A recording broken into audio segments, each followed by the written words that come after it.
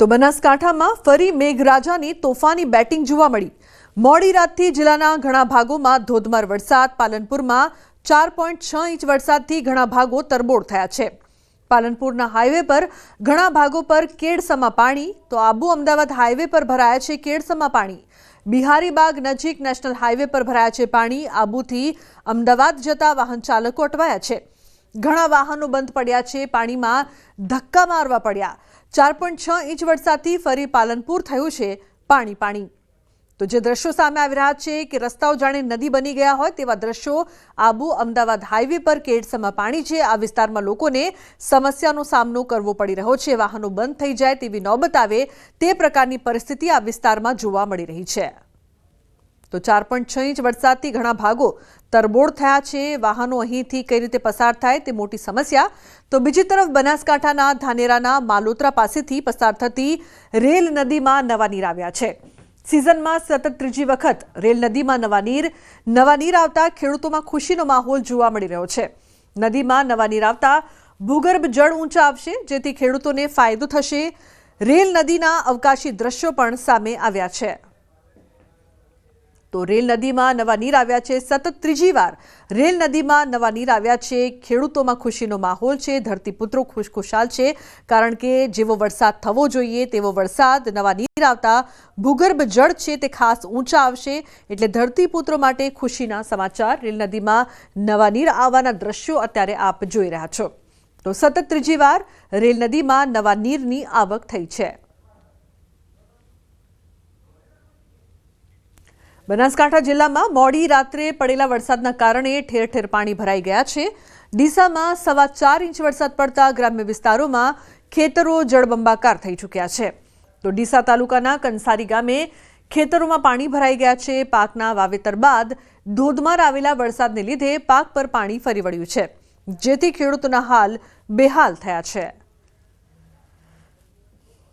બનાસકાંઠા જિલ્લામાં જે વહેલી સવારથી જે વરસાદ વરસી રહ્યો છે તેને લઈને જિલ્લાના હાલ બેહાલ બન્યા છે। અત્યારે મેં ડીસા તાલુકાના કંસારી પાસેના ગ્રામીણ વિસ્તારમાં છીએ કે જે આપ દ્રશ્યોમાં જોઈ શકો છો કે ખેતરો જે છે તે અત્યારે જળબંબાકાર જોવા મળી રહ્યા છે।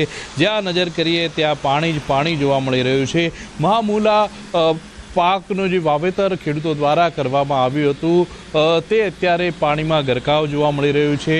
થોડા દિવસ પહેલાં જે વરસાદ આવ્યો હતો તે વખતે પણ ખેડૂતોના હાલ બેહાલ બન્યા હતા, અને આજે જે ડીસામાં 4 ઇંચ જે વરસાદ પડ્યો છે અને હજુ પણ વરસાદ વરસી રહ્યો છે તે લઈને ખેડૂતોની હાલત અત્યારે દયનીય બની છે, અને આ સમગ્ર ખેતર જળબંબાકાર થતાં અત્યારે ખેડૂતો જે છે તે પરિવાર મુશ્કેલીમાં મુકાયો છે। મહત્વની વાત તો એ છે કે વહેલી સવારથી જે વરસાદ વરસી રહ્યો છે, પાલનપુરમાં જે વહેલી સવારથી 5 ઇંચ જેટલો વરસાદ વરસ્યો છે, દાંતીવાડામાં 6 ઇંચ જેટલો, તેમજ ડીસાની અંદર જે 4 ઇંચ જેટલો વરસાદ વરસ્યો છે તેની સીધી જ અસર બનાસકાંઠા જિલ્લાના જનજીવન પર પડી રહી છે। કિશોર તુવર, ન્યૂઝ 18 ગુજરાતી, બનાસકાંઠા।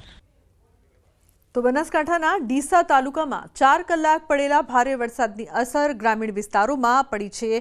ભારે વરસાદના કારણે અનેક ગામો તરબોળ થયા છે। કેટલાક રસ્તા પર પાણી ભરાયા છે, જેના કારણે ગામને જોડતા રસ્તાઓ બંધ થયા છે। તો ડીસાના બાઈવાડા ગામે ભારે વરસાદને પગલે ગામમાં વરસાદી પાણી ભરાયા છે। ગામમાં જવાના તમામ રસ્તા પર વરસાદી પાણી જોવા મળી રહ્યા છે। તો લોકોની અવરજવર બંધ થઈ છે। બાઈવાડા ગામમાં આવેલ શાળા, ડેરી અને ઘરો આગળ પાણી ભરાયા છે। વરસાદી પાણીથી લોકોને મુશ્કેલી થઈ રહી છે। સ્કૂલ બંધ, દૂધની મંડળીઓ પણ આજે બંધ રહી છે। દર વર્ષે વરસાદી પાણી ગામમાં ભરાઈ જતા લોકોની અવરજવર બંધ થઈ જાય છે। 4 ઇંચ વરસાદમાં જ બાઈવાડા ગામમાં તમામ રસ્તા ઉપર વરસાદી પાણી ભરાતા પશુપાલકો અને ખેડૂતો મુશ્કેલીમાં મુકાયા છે। વરસાદી પાણીના નિકાલ માટે અનેકવાર રજૂઆત કરવા છતાં કોઈ જ પાણીના નિકાલની વ્યવસ્થા નથી જોવા મળી રહી।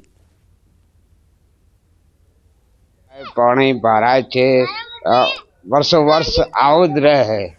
દર ચોમાસે આજ તકલીફ પડે? હા। અને આ બાબતે તમે રજૂઆતો કોઈ કરી છે? રજૂઆતો ફેર કરી જ છે, નથી કરી એમને। શું કહેવા માંગે છે? તો પણ કોઈ નિકાળ જ નથી આવતા। આ ગામમાં બાઈવાડામાં પાણી ભરાય છે। ગામનો મેન રસ્તો છે ડીસા, અહીંથી આપણે સ્ટેશનેથી ગામમાં જવા માટે। એમાં અમે સરપંચને કેટલી વખત કીધું, તલાટીને કીધું, પણ કોઈ નિકાલ નહીં લાવતું પાણીમાં। હવે આ પાણીમાંથી કાઢવું કેમ? હવે સ્કૂલમાં આવી છે હું સ્કૂલ છે હું માતાજી મંદિર છે હું સ્કૂલમાં છોકરાઓ ભણે કેમ આવે હવે હાલ બંધ છે ડેરી છે ડેરીમાં દૂધ ભરાવાનું બંધ છે આજે